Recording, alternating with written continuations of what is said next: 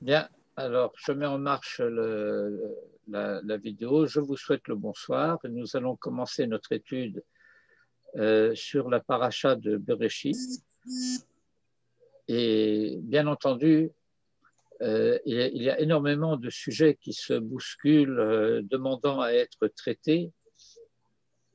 Et puisque néanmoins il faut faire un choix, eh bien, je vais essayer de faire un peu un survol d'un certain nombre de thèmes de la paracha liés les uns aux autres et se situant, si vous voulez, comme j'y faisais allusion tout à l'heure, dans la perspective du récit que la Torah veut nous faire des échecs successifs de l'humanité jusqu'à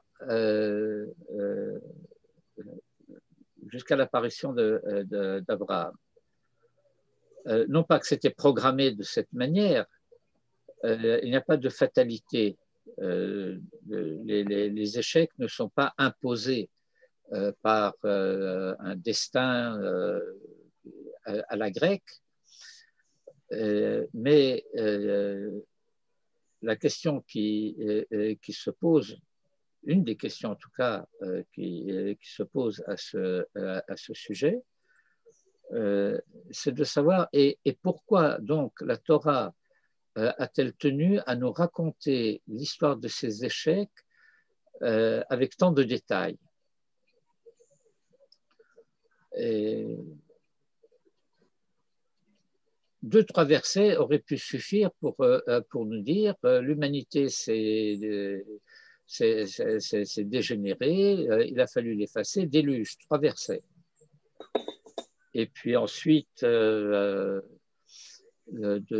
nouveau, de la même manière que un sujet énorme est résumé plus loin dans la parashat Noach à propos de Nimrod,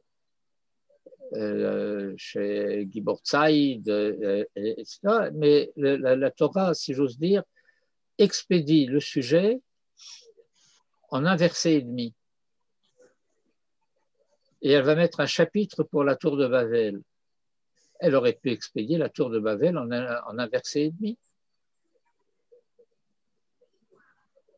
Et donc, si la Torah nous donne tous ces détails, je dirais, de Oraïta, c'est-à-dire que ce ne soit pas quelque chose que nous ayons à apprendre d'Erer Torah Sheba'al Peh, à travers les Midrashim, le Talmud et le Zohar, etc., que la Torah elle-même nous donne le détail de ce qui s'est passé, et ceci aussi bien en ce qui concerne Caïn et Abel, et puis ensuite les généalogies, les générations de Caïn, et le problème qui va conduire au déluge, et ainsi de suite. C'est que, étant donné qu'il va falloir réparer tout cela, il va falloir, le terme un peu théologique à ce sujet, c'est rédimer, il va falloir faire la rédemption de cela. Et donc, il faut que nous connaissions le détail de ce qu'il y a à rédimer.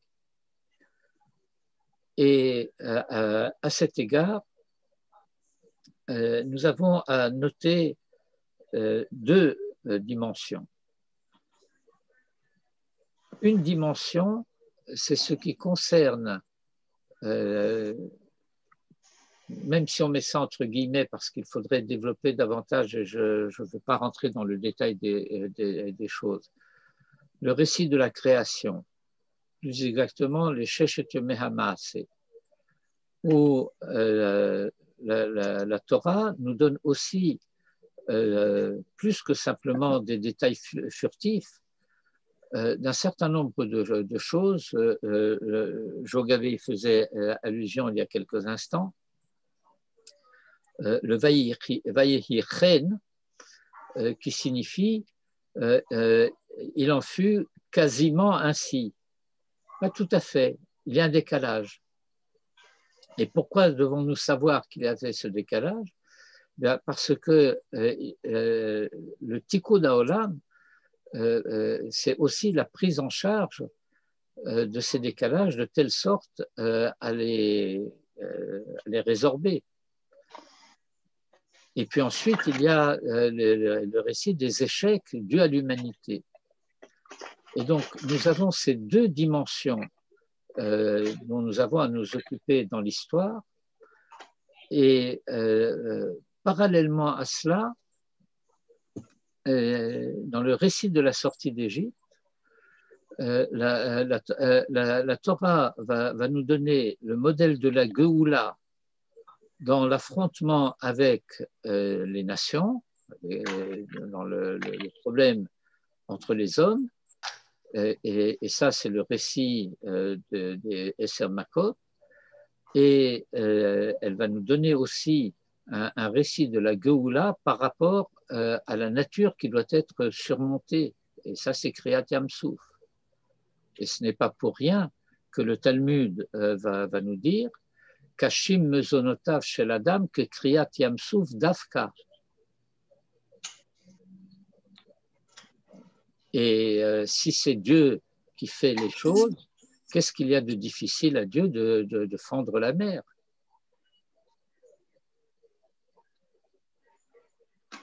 Bien.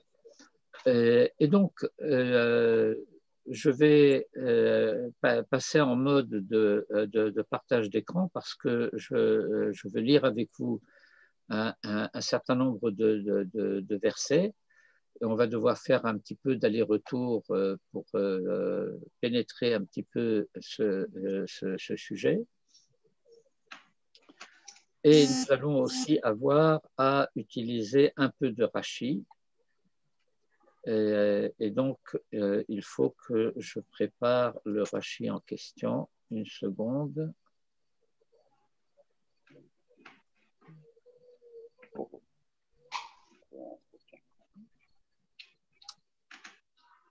Oui, Monsieur Bénichou. Non, non. Je me débat avec mon ordinateur. Ah là là. Alors, je n'étais pas la seule.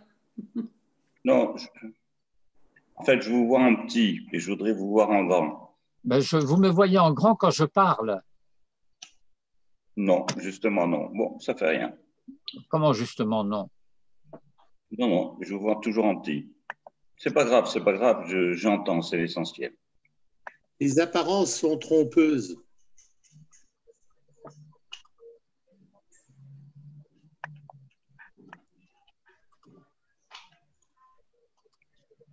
Il y avait beaucoup de circulation pour aller chez toi, Dédé, ce soir.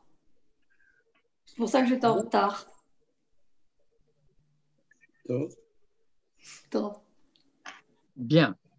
Alors, maintenant que cela c'est prêt, je reviens à notre... Alors, vous ne me voyez pas en grand? Non, bon, c'est pas grave. Je vais essayer. J'arrive pas. On voit tout le monde dans une fenêtre. Ça, je vous vois comme tous les autres participants. C'est ça. Oui, mais quand je parle, c'est celui qui parle prend l'écran. Non, non, pas dans ce cas-là. Non. C'est mieux mon portable. Comment non? Tu es comme tout le monde quand tu parles. Oui, ben voilà, quand Jo parle, c'est lui qui prend l'écran. Oui, mais pas tout l'écran, juste une petite fenêtre. Il y a le verre autour.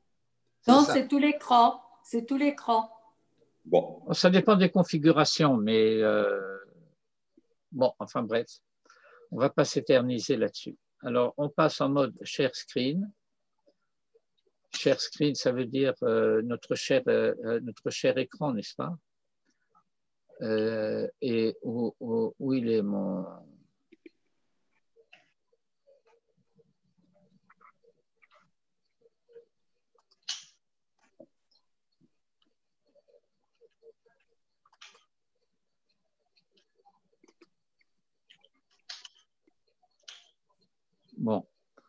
Alors, voilà donc les choses. Et l'écran, il est là. Voilà. Bon, je vais réduire les... Voilà, parce que ça gêne un petit peu quand ça recouvre l'écran. Alors, à la fin du chapitre 2 de Bereshit, pardon, à la fin du chapitre 3 de Bereshit, à la fin du chapitre, je suis à côté de la plaque complètement, c'est le chapitre 4. Voilà. À la fin du chapitre 4 de Bereshit, après avoir résumé en quelque sorte les échecs successifs de la généalogie de Caïn, ça va se faire très vite, puisque après avoir raconté le récit du jugement et des sursis que Caïn va recevoir, la Torah va nous dire au verset 17, je suis ici, Vayeda Caïn et Ishto, Vataha Vateled et Chanoch, Vayhi Boneir, Vayikra Shem Ha'ir Keshem Beno Chanoch, Vayivaled la Chanoch et Irad, Virad Yalad et Mekuyael, Umechiael Yalad et Metushel, Metushel Yalad et Lamer, Vayikach lo Lemer Shetenashim, et on va nous décrire un certain nombre de choses. Et cela se termine par une tragédie, tragédie au sens théâtral du terme, verset 23, Vayomer lemer le nasha, vada vetzila, shemaran kolin, shelemer haazena imrati, ki ish harakti le fitzri, veyeled la chaburati, ki shivataim yukam kain, velemer shivim veshivra. On n'a rien compris, mais la Torah arrête là le récit en tout cas à ce stade-là, des généalogies de Caïn. Or, à travers ces versets, elle nous a décrit, il faut le décrypter, mais elle nous a décrit la hidarderut, génération après génération, de la société caïnique, de la civilisation caïnique. Et lorsque cette civilisation caïnique est arrivée dans le principe à son terme d'échec, la Torah reprend le récit de généalogie de Adam Arishon, verset 25, Vayeda Adam od et ishto, vatel et ben, vatikra et shemo shet, ki shatli Elohim zera acher tachat hevel ki harago Cain, tout un programme, le programme de Shet. Et Shet est donc, comme j'ai fait allusion au cours en hébreu lundi, Shet est le premier être humain dans la Torah à être appelé Ben par la Torah. Bien sûr que Caïn et Abel étaient des fils d'Adam et de Ève, mais la Torah ne l'a pas dit. De même que pour les généalogies de Caïn, il n'est pas dit non plus Ben.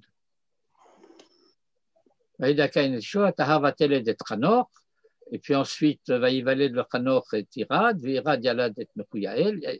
mot Ben n'apparaît pas tout au long de ce récit.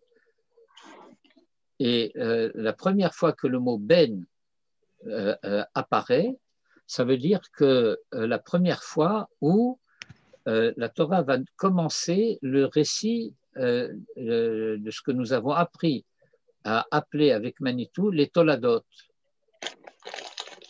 C'est avec Shet que cela commence. Vayeda Adam od et ishto vateled ben.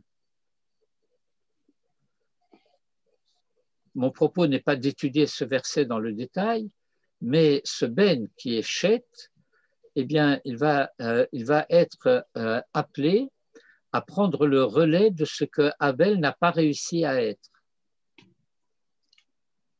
Zera acher tachat hevel.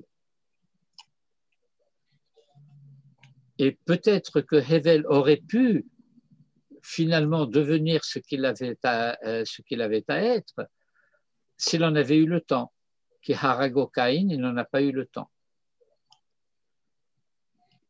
Et la Torah reprend où le Shet Gamhu Yulad Bet Vaikra et Shomo Enosh. Je laisse pour l'instant la deuxième partie du verset. Il y a une hadgasha dans le verset. Et Hachet aussi naquit un fils. Le Shet Gamhu Yulad Ben. Et je me souviens quand Manitou enseignait ce passage, il dit pourquoi lui aussi, il n'a pas le droit, le pauvre, à avoir un fils. Ça veut dire quoi? Ou le Shet Gamhu Yulad Ben. Est-ce que vous comprenez la question? Tout à fait. Oui.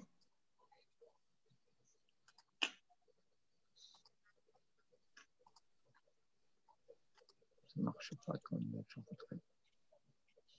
Oui, elle est claire la question? Oui. Oui, tout à fait. Et alors pourquoi?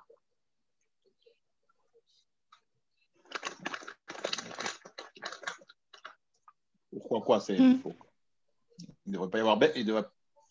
Ça paraît évident qu'il devrait y avoir une succession. Donc, oui, mais il lui suffit de dire ou le Shet Yulad Ben va écrire Shomo Enosh. Pourquoi Gamhu? Il était capable d'engendrer. Oui. plutôt le mérite d'engendrer. Oui, il y a aussi cette dimension, mais je vais essayer de résumer de manière beaucoup plus radicale la question. Si l'histoire de l'humanité, c'est de réussir à engendrer le Ben Adam, alors avec Chet, le Ben Adam est né, l'histoire se termine.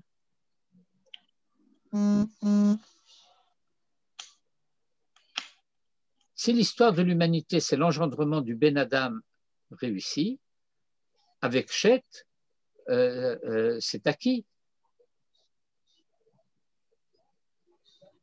Et puis voilà que la Torah nous dit, eh bien non, l'histoire va continuer.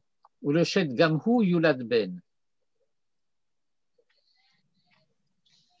Et alors pourquoi l'histoire doit-elle continuer? Semble-t-il que le tikkun n'a pas été. Semble-t-il que le tikkun n'est pas terminé. C'est-à-dire que par l'enfantement d'un enfant, ça ne suffit pas. Vous savez,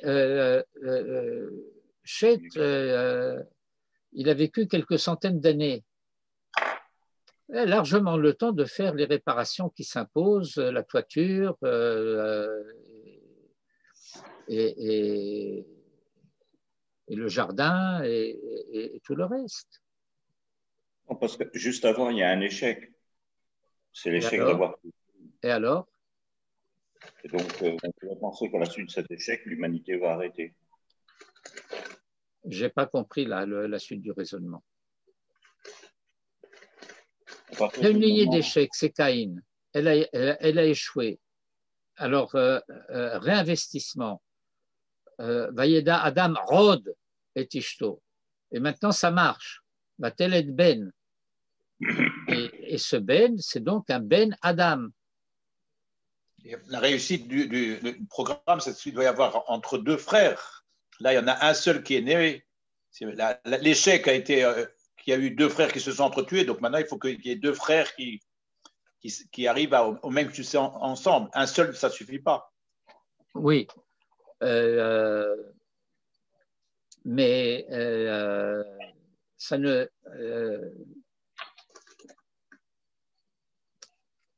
comment dire, je vais juste répondre très brièvement parce que je ne veux pas développer trop cet aspect de la question, mais on pourrait imaginer le fait que maintenant que le Ben Adam est né, alors il est aussi, à la manière dont c'était le cas de Hevel, capable d'être frère. Et la possibilité de cela pourrait éventuellement suffire. Mais on va continuer à explorer un petit peu cet aspect de la question, mais il faut être un petit peu plus précis. Eh bien, le problème, c'est qu'à côté de ce Ben Adam réussi, il y a toute une humanité maintenant qui est autour, l'humanité issue de Caïn. Et étant donné que le projet concerne l'humanité entière et pas une lignée particulière de tzadikim, alors ce Ben Adam, il va falloir qu'il s'occupe précisément, ça rejoint un petit peu le problème, la question de Marc Elesmi, de la fraternité. Eh bien, l'un de ces tafkidim à ce Ben Adam, l'un des tafkidim du Mashiach, eh bien, c'est de restaurer le reste de l'humanité. Et puis voilà que il s'avère, et c'est la raison pour laquelle la Torah va dire Gamhu, que Chet ne peut pas faire ce travail parce qu'il est trop parfait.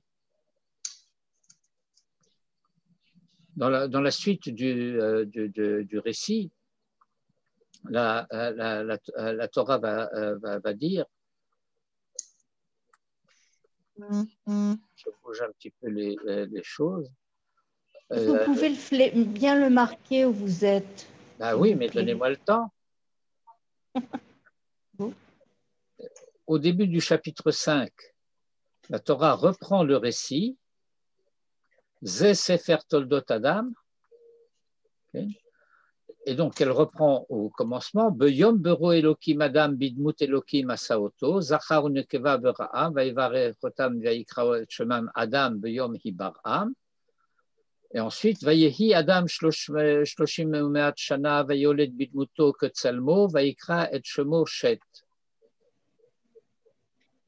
Et donc, Shet, la shlemut de l'identité de Shet, c'est qu'il a été enfanté par le premier couple humain, Adam et Ève, à la hauteur à laquelle eux-mêmes avaient été créés des mains de Dieu. Bidmuto Ketsalmo. Ah oui. Okay. ויחיו ימי האדם אחרי הולידו את שת 800 שנה ויולד בנים ובנות, ויחיו כל ימי האדם אשר חי את 900 שנה ו30 שנה וימות. ויהי שת 5 שנים ו100 שנה ויולד את אנוש, reprise de ce qui a été dit après. ויחי, il a vécu, ויחי, pas ויהי, ויחי שת אחרי הולידו את אנוש 7 שנים ו800 שנה, Vayolet Bani Mouvanot, les voilà, les frères et sœurs. Vaïchiu Kol Yomeshet 12 Shana ou Tchameot Shana, Vayamot. Et ensuite, ça, c'est toutes les toladot de la lignée de Shet jusqu'à Noach. Et donc, vous voyez que ce n'est qu'à propos de Shet que la Torah dit Vayechi Adam shloshim umeat shana vayolet bidmuto ketsalmo. Bidmuto ketsalmo. Ce bidmuto ketsalmo nous indique que lorsque Chet est engendré, que le Ben Adam réussi est engendré. En quoi est-ce que c'est le Ben Adam réussi? Parce que c'est Bidmuto Ketsalmo.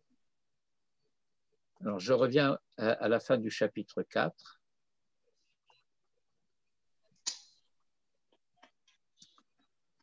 Et donc, étant donné que Chet est trop haut, alors il va falloir que lui aussi enfante un fils. Donc, c'est la continuation de la lignée de la réussite, Yulad Ben, au sens propre du terme.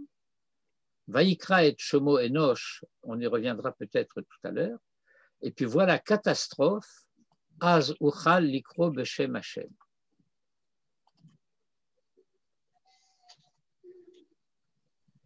Az Uchal Likro Beshem Hashem, pourquoi est-ce que je dis catastrophe?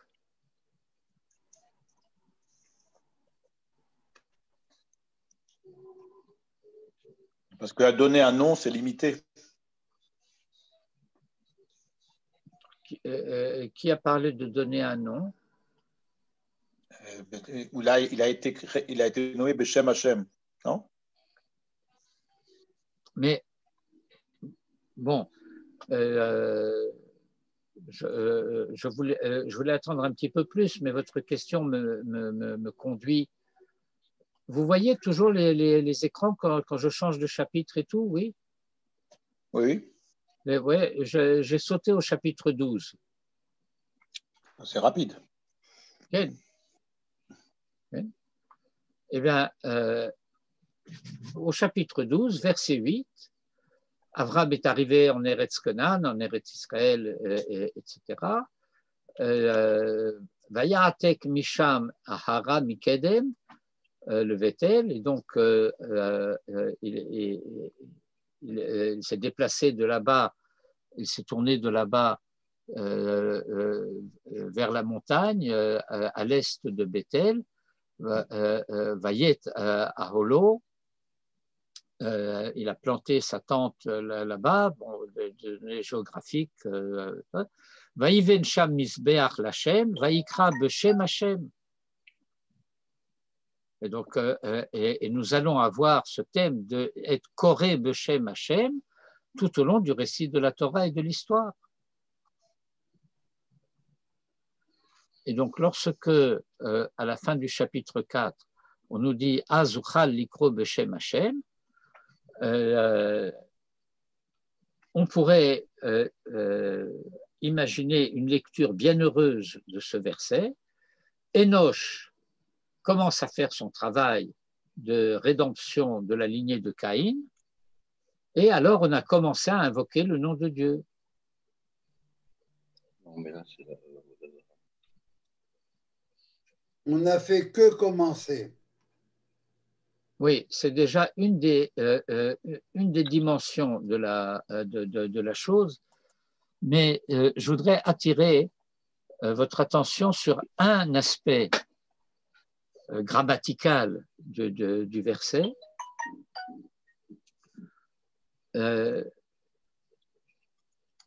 À propos d'Abraham, dans le verset que je vous ai montré il y a quelques instants, c'est Abraham qui est Koré Beshem. Alors qu'on se serait attendu ici que Enoch soit Koré Beshem. Et donc, cela aurait pu être Az Echel Likro Beshem Hashem, que lui a commencé à invoquer le nom de Dieu. Ce qu'on n'avait pas fait auparavant, donc on a commencé. Je reviendrai ensuite à l'aspect de ce que Jogabé a mentionné. Mais Rashi, reprenant les Midrashim, donc la Torah orale à ce sujet, va nous faire lire tout autrement. Dit Az Uchal Likro Beshem Hashem, c'est impersonnel. Vous percevez l'impersonnel qu'il y a dans cette formule passive Az Uchal Likro Beshem Hashem?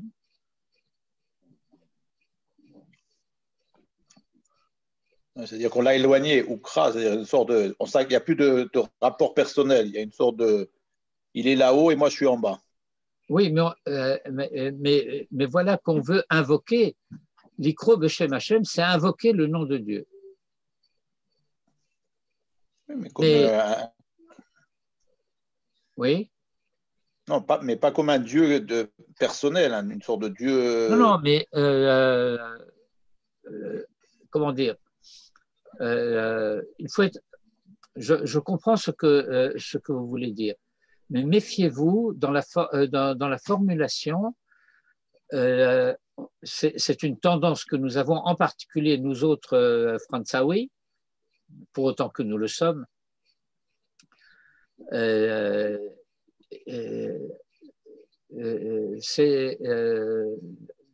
de faire de la littérature. Il faut être précis dans la formulation des choses. Le verset s'énonce à l'impersonnel. On a commencé. Azuchal. Cela doit déjà nous donner le sentiment qu'il y a quelque chose qui n'est pas convenable. Parce que c'est, ou bien il aurait fallu dire les hommes ont commencé, ou bien Enoch a commencé, mais cette formule impersonnelle, c'est pas que le Dieu est impersonnel, c'est que il y a quelque chose qui est abîmé, si j'ose dire, dans le rapport de cette humanité à l'invocation du nom de Dieu, que nous avons à percevoir, et nous ne savons pas encore en quoi ça consiste. Nous avons à percevoir qu'il y a quelque chose qui cloche. Parce que Azuchal, je vais vous emmener rendre visite à Rashi. Donc on fait un autre share screen. Share screen, c'est celui-ci. Voilà. Alors, Rashi al-Bereshit, Perek Dalet, Pasuk Kaf Vav. Et ce passage, je ne sais pas pourquoi le Aleph de Az est allé se promener. Az Uchal. Et Rashi nous dit le Shon Chulin.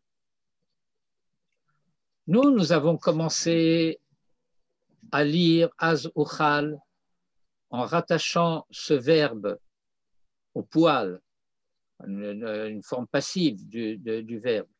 Mais c'est le verbe que vous connaissez par ailleurs, le hatril, azechel, comme nous aurons plus loin, nous y arriverons, vayehi ki hechel hadam larov alpene. Et là-bas aussi, nous disons, lorsque l'homme eut commencé à se multiplier, etc. Mais Rashi nous dit, il ne faut pas rattacher ce verbe uchal au radical qui signifie commencement, mais au radical qui signifie profanation, le shon chulin.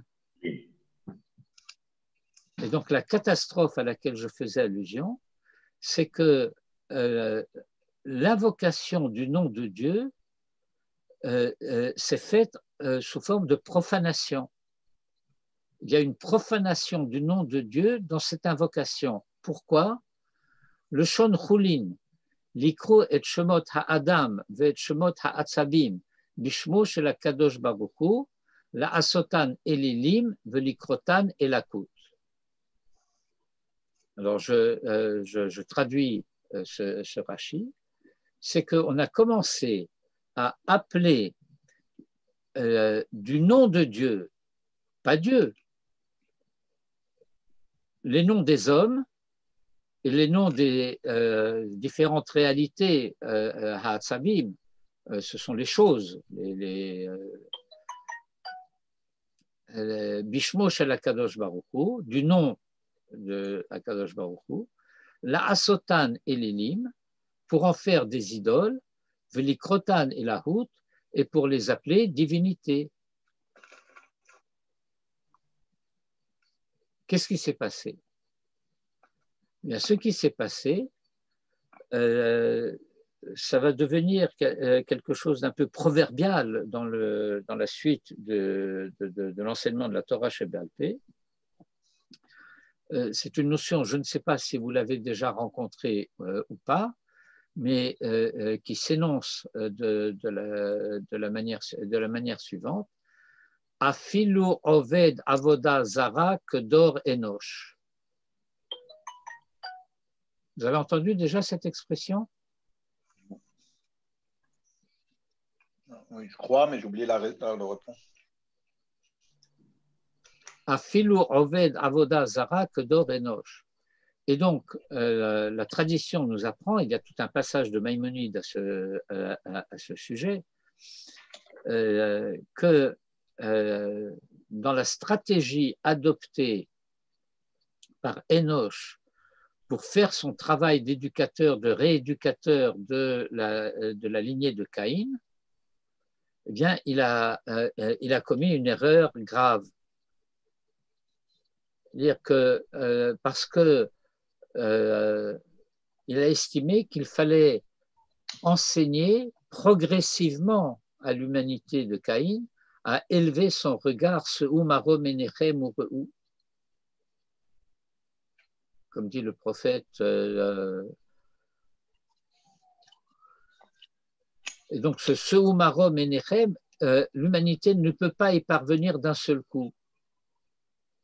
Alors, il a dit, on va faire ça progressivement. On va commencer d'abord par leur apprendre à regarder la cime des arbres, et puis ensuite les collines, et puis ensuite les montagnes, et puis ensuite les nuages, les étoiles, et ensuite encore plus haut. Et voilà que, en fait, en voulant rééduquer l'humanité à rétablir sa relation avec Akadosh Baruch Hu, eh bien, Enoch, en quelque sorte, a inventé l'idolâtrie.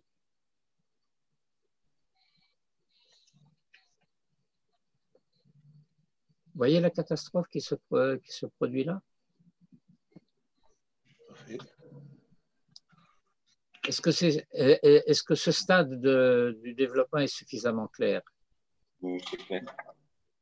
Mais c'est une erreur de quoi? C'est une erreur de fonctionnement d'avoir voulu faire ça comme ça? Quelle a été son erreur? Elle a été une erreur volontaire ou... Je dis c'était une stratégie pédagogique erronée. Erronée, donc c'est une erreur. D'accord. C'est à comprendre aujourd'hui aussi ou c'est à leur époque c'était erroné? L'idolâtrie, c'est toujours erroné à toutes les époques. Non, mais de travailler progressivement pour réussir à quelque chose. Là, son erreur semble a été d'une approche progressive de Dieu, alors, parce que il lui a été semblé impossible de leur faire comprendre ce que c'est Hachem directement. Donc, il est passé par les intermédiaires. C'est qu'il était incompétent. Qu'est-ce que vous voulez que je vous dise, moi? Là, je vais reprendre un petit peu ce que Jo a mentionné furtivement il y a quelques minutes. C'est que on peut lire aussi le verset, et c'est dans le même sens que Rashi, Az uchal likro b'shem Hashem. Alors on a commencé à invoquer le commencement du nom. Mais en invoquant le commencement du nom, parce qu'on n'invoquait pas le nom entier, on a brisé l'unité du nom, et donc on a brisé l'unité de Dieu, et c'est de nouveau le problème du polythéisme. D'accord. Alors, je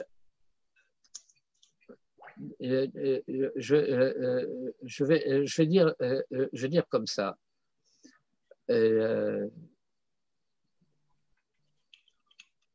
Il est très simple de dire,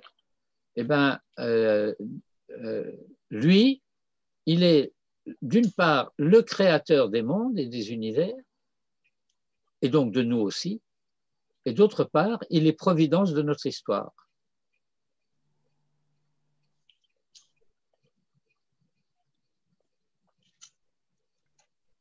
Et je n'ai pas besoin de commencer à aller rendre visite, à dire on va nommer du nom de Dieu toutes sortes on va appeler Dieu, on va appeler divinité, toutes sortes de réalités du monde, de forces présentes dans le monde, pour habituer les gens à quoi?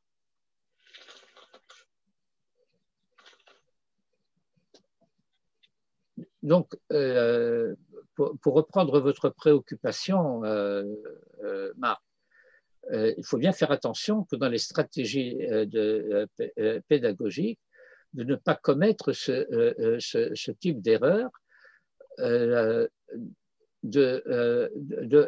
parler faussement de vérité vraie. Ok. C'est la différence qui existe entre ce qui est enfantin et ce qui est infantile. Alors, la stratégie pédagogique qui consiste à dire eh ben là et là et là pour les habituer, c'est infantile. Mais un petit garçon, une petite fille aussi, au moment où il commence à apprendre à parler, quand il commence à pouvoir dire papa, maman, eh bien, on commence à lui apprendre Torah Tziva Lanu Hashem Torasha Morasha Keilat Yaakov.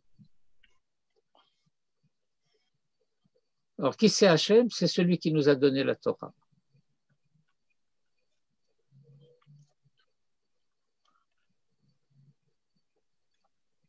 C'est le commencement de l'éducation. On ne va pas commencer à raconter des contes des contes de fées ou des contes de bonnes femmes et peupler la cervelle des petits enfants de toutes sortes de monstres et d'ogres et de je ne sais pas quoi, et de magie, de sorcellerie et de cruauté, parce que je ne sais pas si vous savez à quel point ces contes soi-disant prétendument pour enfants sont cruels.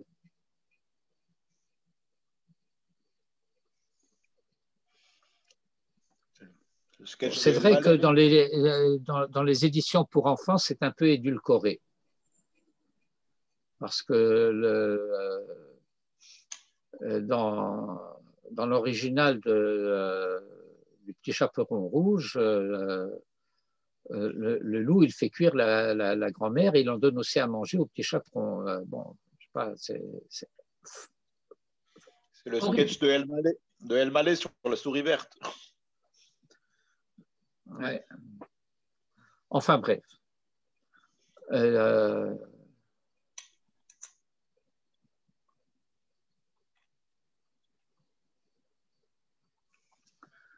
Et donc, on va nous donner des exemples chez les commentateurs en nous disant, eh bien, regarde ce qui se passe. Vous voyez sur le côté droit de l'écran, là, vous voyez ça? Répondez-moi si vous voyez ou si vous ne voyez pas. Qu'est-ce qu'on doit voir? Oui, on le voit. Ce que j'ai noirci sur le côté droit de l'écran. Oui, on le voit. Bon, le verset 17. Vayeda Kain et Ishto, Vatahar Vatele det Chanor. Vayhi Boné Ir, Vayikra Shem Ha'ir que Shem Beno Chanor. Vayivaled la Chanor et Irad. Irad Yalad et Mechouya El.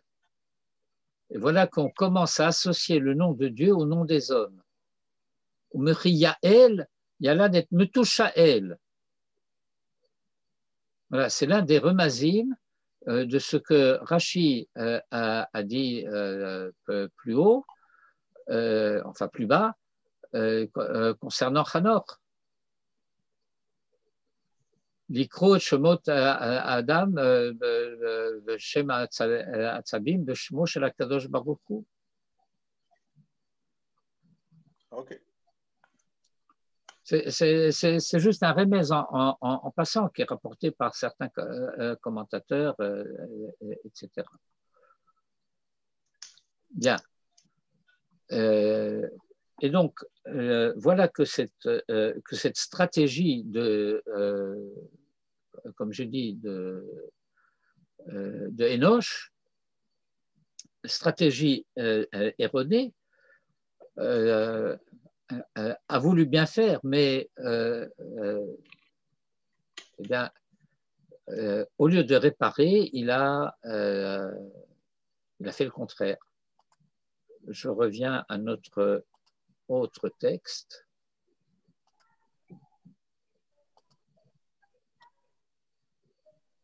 Et on va continuer notre exploration.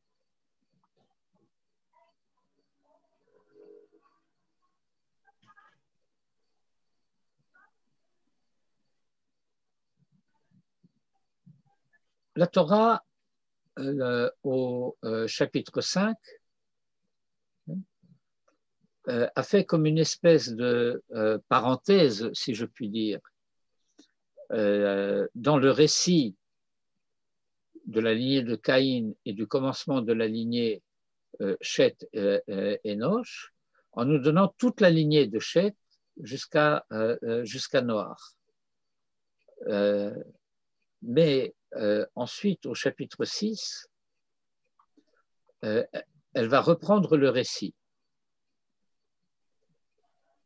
Elle va reprendre le récit pour décrire les échecs successifs de ce qui se produit en parallèle avec cette généalogie de Shet qui se développe en parallèle de la généalogie de Caïn. Et ça va être très rapidement fait, puisque ça va être en 2 versets.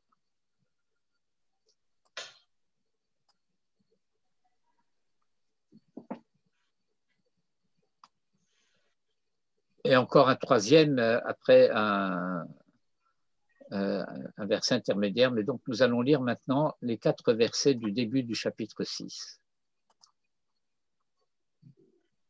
Vayehi, et d'emblée, la Torah nous fait savoir, nous fait comprendre que ce qu'on va commencer à lire là, c'est quelque chose de problématique. Vayehi, c'est toujours la Shon Tsa'ar. Donc, ce n'est pas simplement le fait de nous raconter une petite histoire, une historiette de la manière dont l'humanité va se développer. Pour que l'humanité se développe, il faut qu'il y ait des mariages. Et donc, la Torah nous dit « Ô joie, ô bonheur !» Quand l'humanité a commencé à se multiplier, il y a eu des filles. Il y a eu aussi des garçons. Alors, ça veut dire quoi ce verset? Vayehi ki echel ha'adam la rov al pene ha'adama uvanot yuldu lahem. Et il arriva lorsque l'humanité, lorsque l'homme eut commencé à se multiplier à la face de la terre, et alors des filles leur naquirent.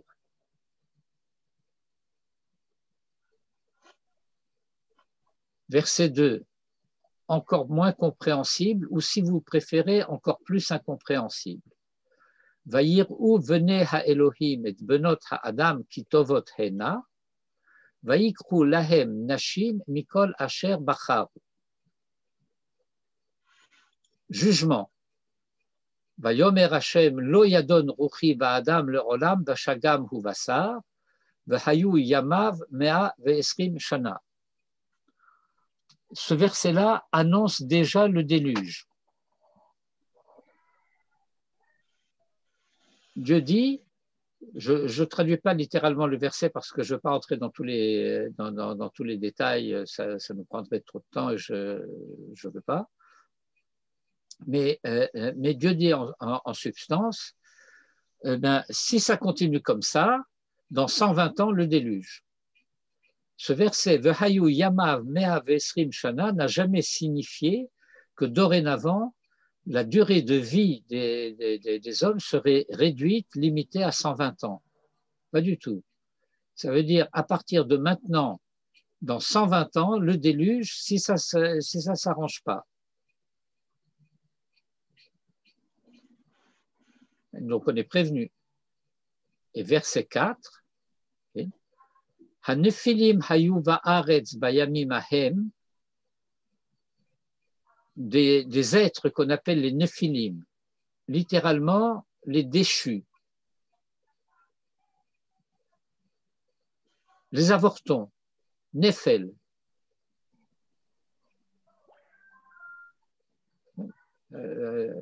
Nephilim, c'est le pluriel de Nephel. Un Nephel, c'est littéralement, c'est un avorton. J'ai appelé ça les déchus. Apparurent sur terre en ces temps-là, Vegam acharechen, et même par la suite, Asher yavo bene ha-Elohim el benot ha-Adam, lorsque les fils, ce qu'on appelle les bene Elohim, s'approchaient des benot ha-Adam, veyaludu lahem, et qu'elles leur enfantent, Hema ha-Giborim, c'est là les héros, Asher me'olam anshe Hashem, qui sont de tout temps les hommes de renom. C'est extraordinaire. Je vais aggraver mon cas parce qu'il faut faire attention ici. Il y a un parallélisme culturellement dangereux. Évidemment, il n'est culturellement dangereux que lorsqu'on possède la culture correspondante. La culture à laquelle je fais allusion, c'est à la mythologie grecque et latine. Qu'est-ce que c'est un héros en termes mythologiques?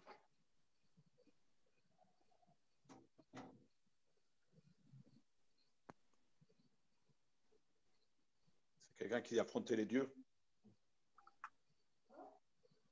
Il y a quelqu'un qui parle, mais il est tellement loin de son micro que je n'entends pas. C'est quelqu'un qui a affronté les dieux. Pas du tout.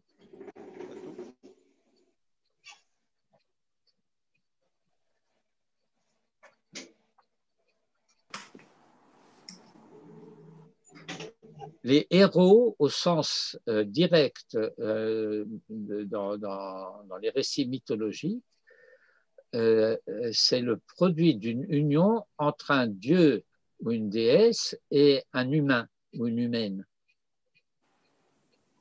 C'est ce qu'on appelle aussi les demi-dieux. Alors, il faut savoir que les demi-dieux, ça n'existe pas, comme les demi-juifs, ça n'existe pas non plus. Mais voilà que le verset nous dit Vayavo bene ha-Elohim el benot ha-Adam, et ça semble décrire quelque chose qui serait similaire au récit mythologique. Alors il faut décrypter. L'une des sources à ce sujet, c'est le Kuzari de Rabbi Yehuda Halevi, mais lui-même n'invente pas la chose. Les sources, c'est dans les Midrashim. C'est que nous avons la lignée de celui qui est né Kidmuto Betsalmo. Et donc la lignée de Chet, qui va être appelée dans le récit de la Torah Bene ha-Elohim. Alors que Benot ha-Adam, ça va être les filles issues de la lignée de Caïn.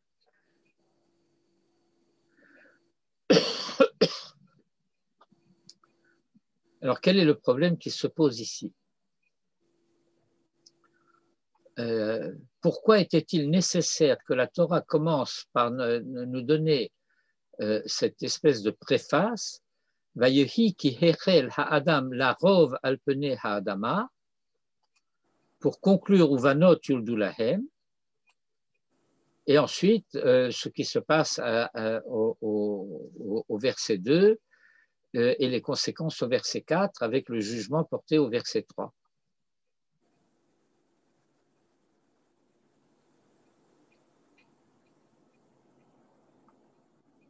Qu'est-ce que ça veut dire Vayehi ki hechel ha'adam larov al pene ha'adama. J'ai traduit jusqu'à présent Vayehi, mais c'est donc catastrophe, c'est malheur. Okay? Lorsque l'homme eut commencé à se multiplier sur la face de la terre, ben nous allons avoir à apprendre une toute autre lecture de ce verset. Et cette autre lecture, le malheur, Vayehi, est dû au fait parce que Echel ha'adam larov. Donc maintenant, il va falloir regarder de plus près. Il y a une unité de lecture qui Echel ha'adam et ces deux signes ici, le petit angle droit et les deux points, c'est un ensemble de ta'amim qui font de ki hechel ha'adam une unité pour elle-même. Et ensuite, il y a une autre unité avec encore un accent disjonctif, la rov.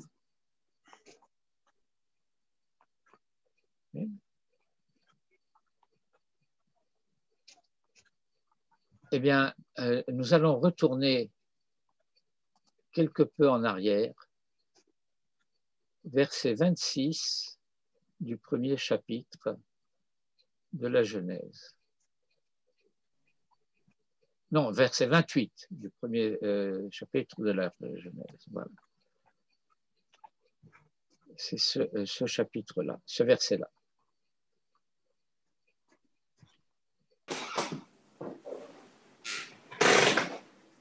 Vous êtes avec moi dans ce verset? Oui. Alors voilà ce que le verset dit. Vayevarer otam Elohim, et Elohim les bénit.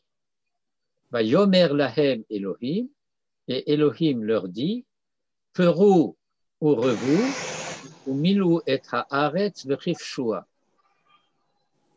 Peru urevu, qu'on traduit la plupart du temps par une banalité, croissez et multipliez.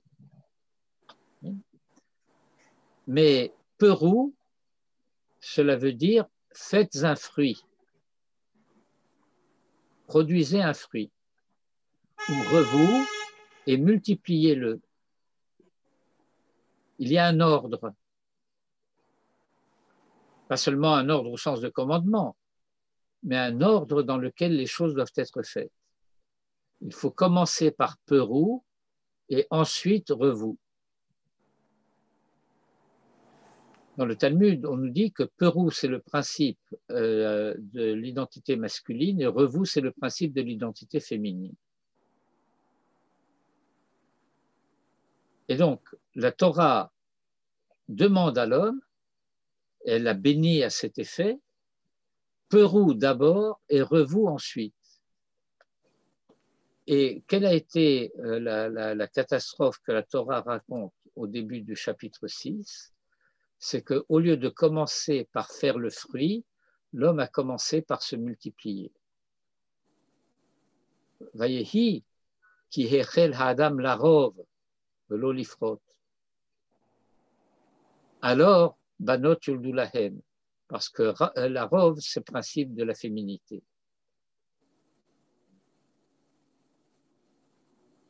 Vous voyez ce qui se passe là? Ce vayehi ki hechel ha'adam larov al pene ha'adama banot yuldu lahem est un écho au verset que nous avons lu tout à l'heure, Azuchal likro b'shem Hashem. Là-bas, le Uchal que l'on lit, c'est un peu des Rerdrash, mais c'est un pshat, que c'est la Shon Choulin. Et comment ça devient ce Lashon Choulin? Parce que précisément, on n'arrive pas à unifier le nom de Dieu, à réserver le nom de Dieu à lui seul. Il va falloir attendre Abraham. Nous sommes allés tout à l'heure au début du chapitre 12. c'est Abraham qui va commencer à faire le tikkun de ce problème. Vaïkra Beshem Hashem.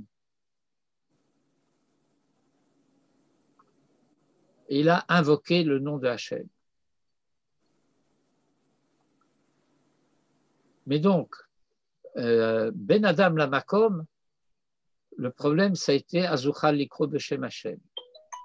Et maintenant, en assonance à la même notion Azuchal, nous avons ici Kehechel, et ça, c'est Ben Adam le Chavero, avec une connotation aussi de Ben Adam le Hatzmo qui est présente également. C'est-à-dire, si je comprends bien, il s'est multiplié sans se perfectionner, c'est ce que vous voulez dire? Ça veut dire que la Torah va nous décrire par la suite la difficulté que les différents couples de Havot vont avoir à mettre au monde l'étape suivante de l'histoire. Abraham et Sarah, tout le temps que ça va prendre pour que enfin un Yitzhak puisse naître. Un Yaakov et Rachel, tout le temps que ça va prendre pour que un Yosef puisse naître. Dans l'intervalle, Yitzhak et Rivka, les difficultés qu'ils vont avoir pour qu'un Isaac puisse naître. Et donc, ça veut dire que les engendrements, les toladot, c'est pas faire des petits, ce que Manitou appelait se multiplier par copie conforme.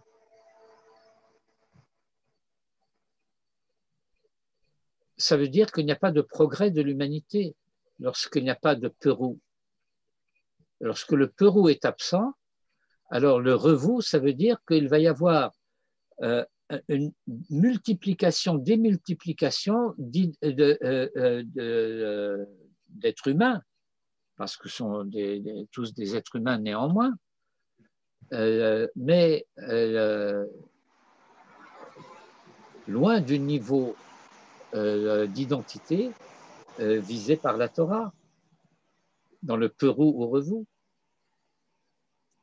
Pérou ou revou, du verset 28 du chapitre 1er, c'est pas seulement de leur dire croissez et multipliez, faites des petits. On n'a pas besoin de la Torah pour ça.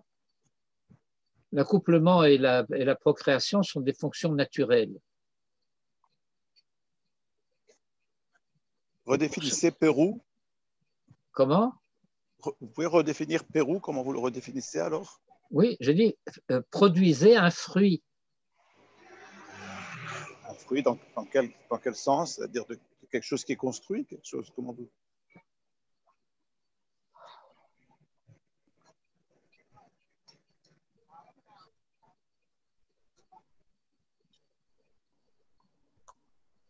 Bon, j'ai mentionné tout à l'heure Jacob et Rachel.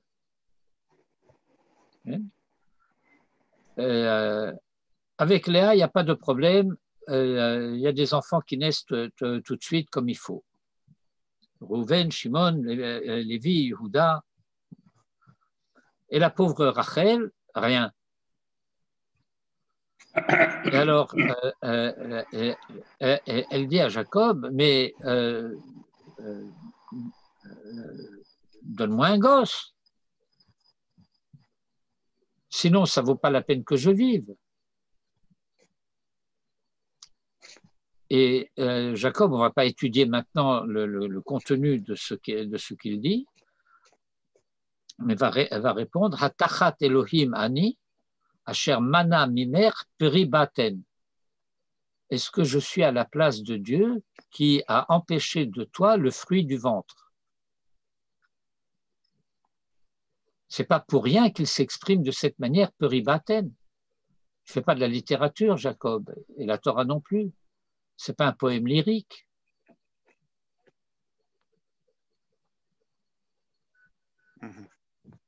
C'est le fait que le fruit, eh bien, c'est comme, il y a eu un écho tout à l'heure, juste avant qu'on commence le cours, Etz Peri Oseperi.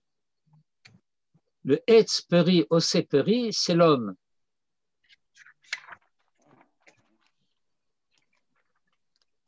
C'est un être fruit capable de produire des fruits. Et où Tam Ha-Peri, Tam Ha-Etz que Tam Ha-Peri, et ça veut dire que le fruit soit à la hauteur de l'arbre. Le goût du fruit soit à la hauteur du goût de l'arbre.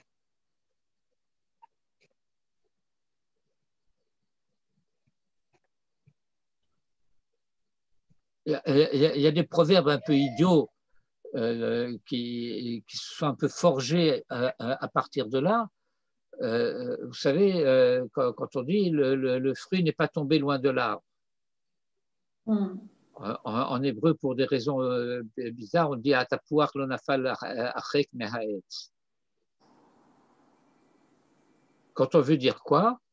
Quand on veut dire que le fils, ou le cas échéant la fille, eh bien, elle a beaucoup des caractères des parents. Mais si c'est un péri, si c'est un fruit, alors ça veut dire que c'est comment dire, une identité qui a la valeur de quelque chose, en tout cas, pas simplement par façon de parler ou pas simplement en puissance ou comme cela, mais à l'indice de Vayolet bidmuto ketsalmo.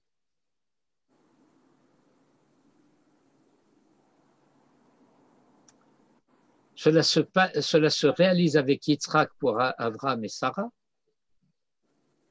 Cela se réalise avec Yaakov pour Yitzhak et Rivka.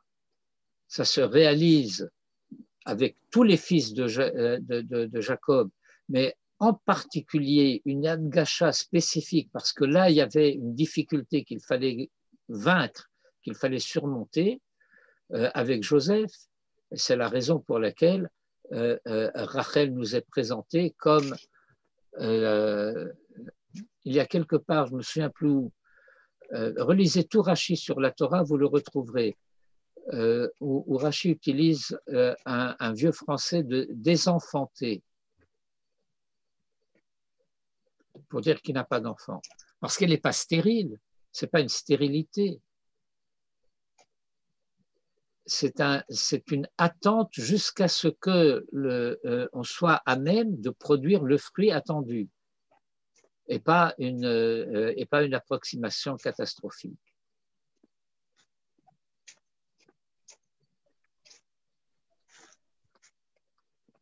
Alors voilà, ce problème.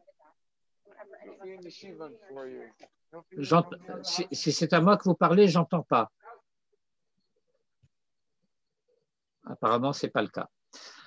Alors, Vayehi ke'echel ha'adam larov al penei ha'adama uvanot yuldu lahem. Et ce problème-là, c'est un problème qui se pose particulièrement dans la lignée de Caïn. C'est dans la lignée de Caïn que ça se passe, qu'on ne se préoccupe pas de faire un fruit et de le multiplier, mais qu'on se multiplie d'emblée. Et dans la lignée de Chet, qui s'appelle les Benei Elohim, eh bien, ils vont voir ces Benot Ha'adam. Et qu'est-ce qu'ils vont voir? Kitovot Hena. Elles sont bonnes. En quoi les filles de celle-ci seraient moins bonnes que les filles de celle-là? Imaginez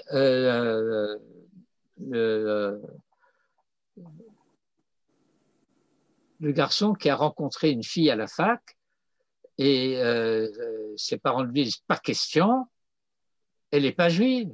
Dit alors, elle est gentille, elle est cultivée, elle est polie, elle a toutes les qualités. Tovot Hena.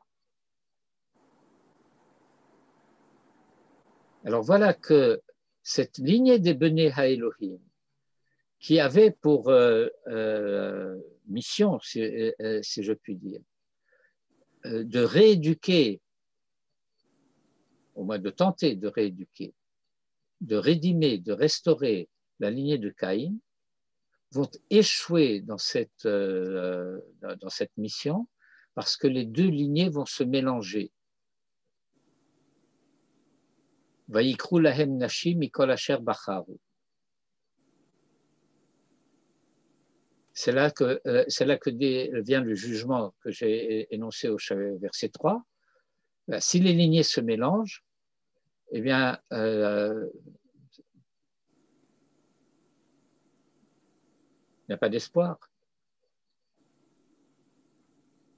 La hiddar de route de la lignée de Caïn va se poursuivre à sa façon, maintenant dans les deux lignées mélangées. Et c'est ce que le verset 4 va décrire. Je vais illustrer bientôt. C'est quoi des Néphilim? Eh bien, c'est toutes ces identités hébraïques, juives, coupées de leurs racines et qui deviennent des grands Anshe Shem, des êtres, des hommes de renom, à cheval sur les deux cultures, mais essentiellement la culture, en l'occurrence pour notre époque occidentale.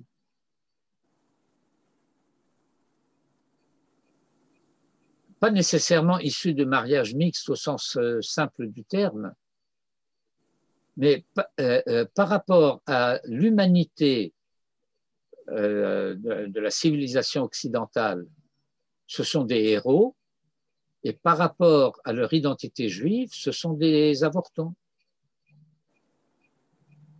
Nous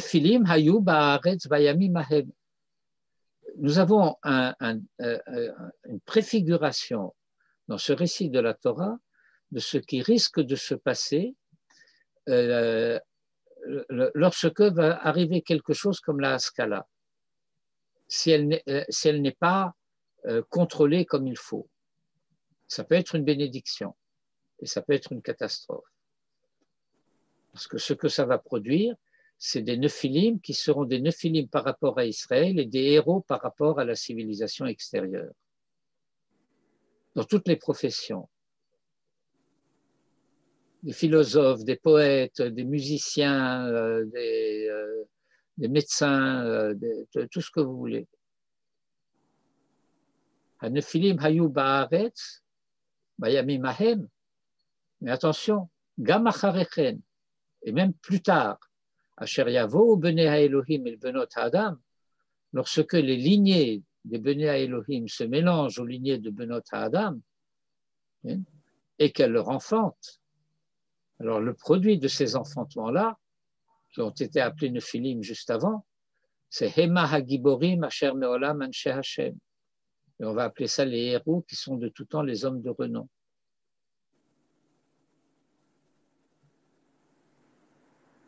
Et dès le verset 5, fin de la paracha, Vayar Hashem ki rabba ra'at ha'adam ba'aretz v'chol yetzer machashavot libo rak ra'a kol hayom, c'est-à-dire que ce mélange des deux lignées a produit une humanité qui va se trouver condamnée parce que moralement dégradée. Kol yetzer machshavot libo rak ra'a kol hayom.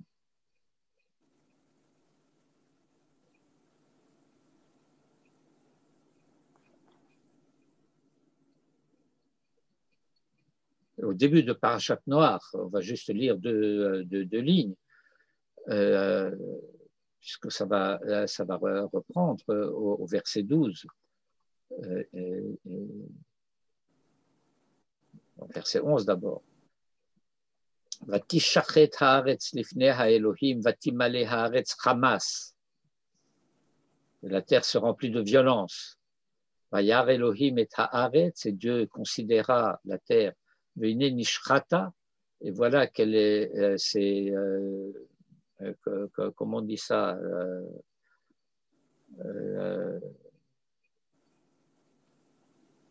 corrompu, oui, merci. Ki hishrit kol basar et darko al haaretz, et qui mala haaretz chamas mipnehem. Alors, étant donné que hine nishrata, alors mida keneged mida, vehineni mashritam et haaretz. Ça, c'est pour la semaine prochaine parce que c'est déjà Ele Toldot Noach. Noach, c'est la paracha de la semaine prochaine. Voilà, alors c'était quelques points de repère que je voulais vous indiquer sur les développements des généalogies et de la problématique de ces développements. Ça commence par l'échec de Enoch, et cet échec de Enoch produit l'idolâtrie. On est déboussolé. Une humanité qui est en porte-à-faux et par rapport aux hommes et par rapport à Dieu. Et alors on ne comprend plus la différence qu'il y a entre la lignée de Shet et la lignée de Caïn. Parce que la lignée de Caïn, c'est une civilisation. Il y a là-bas des poètes et des artisans et des agriculteurs. Vous voyez les mères, les quatre fils de Lémer. Enfin, quatre fils, les quatre. C'est quand même un meurtrier. Hein. Comment? C'est quand même un meurtrier. C'est peut-être un meurtrier, mais ce n'est pas un assassin. Il est aveugle. Vous savez, le Midrash dit Tuval Caïn, qui est donc le petit-fils ou le fils de Lémer, il a fabriqué le premier arc. Et puis, il dit, papy, viens, on va essayer mon nouveau jouet. Alors, il lui dit, voilà, tu prends, et puis tu tires là comme ça, et puis quand tu entends un bruit, tu lâches la flèche. Et on va chercher dans le fourré, oi, c'était grand-papa Caïn. Et donc, voilà, à la 7e génération, la première arme a tué le premier assassin. C'est Lémer qui tenait l'arc, mais c'est Tuval Caïn qui tenait les mains de Lémer. Et il est désespéré, ce Lémer aveugle, qui a des accents homériques lorsqu'il s'adresse à ses femmes. Ada vetzila shemaran koli. Vous voyez, comme c'est. Il leur raconte un drame qui vient de se passer, et pour leur raconter le drame qui vient de se passer, il écrit un poème.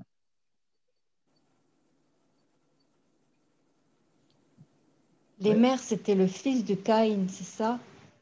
Arrière petit-fils. Alors, regardez, on a lu les de Caïn là-bas. Il y a 2 versets qui décrivent ça très bien. Mais ce que je voulais dire surtout, c'est que c'est une société, c'est une civilisation structurée et d'ailleurs, dans la suite de l'histoire, c'est la lignée de Ham qui va en partie prendre le relais des lignées de Caïn qui ont disparu dans le déluge, mais qui vont reprendre le modèle de civilisation et qui va arriver à son apogée avec l'Égypte. L'Égypte, c'est la civilisation caïnique à son apogée, dans son développement ultime. Avec Shem. Je parle de l'Égypte. Oui, mais c'est sémite, Shem. L'Égypte, c'est chamitique, c'est pas Shem, c'est pas sémite. Les Égyptiens ne sont pas oui, des l'Égypte, c'est Ham, oui, c'est ça. Alors, faut pas mais mélanger. Nous, on est Shem. C'est Ham qui va être le père de Canaan. Oui,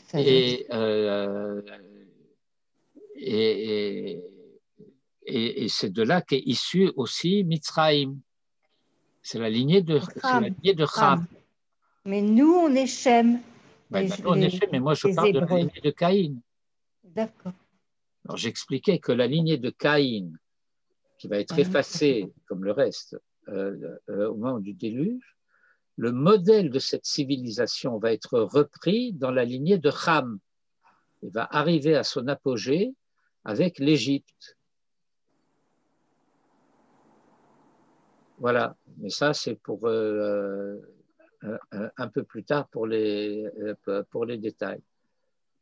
Mais voilà, je voulais essayer de vous montrer la cohérence du développement du récit de la Torah par rapport à ce problème des engendrements et de la catastrophe qui se produit parce que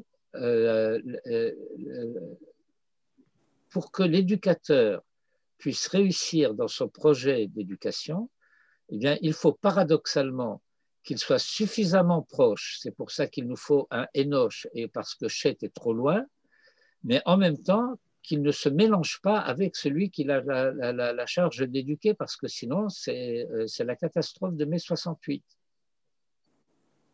Bon, c'est des raccourcis, mais enfin j'espère que vous comprenez à quoi je fais allusion. Bon, ben voilà, nous avons atteint notre heure et demie à peu près d'études. Quelqu'un m'a fait remarquer lundi que 1h50 c'était beaucoup trop long, donc je m'arrête.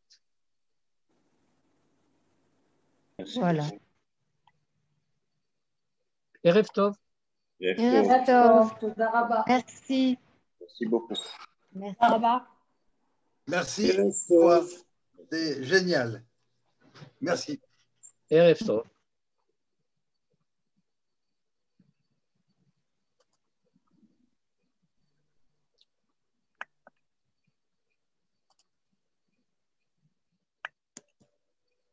Voilà, donc René, Laïla Tov. Oui, Laïla Erev Tov, merci beaucoup. Merci beaucoup, c'était super. Comme toujours. Comme toujours. Comme toujours. Tov. Merci beaucoup. Alors, à bientôt. À bientôt.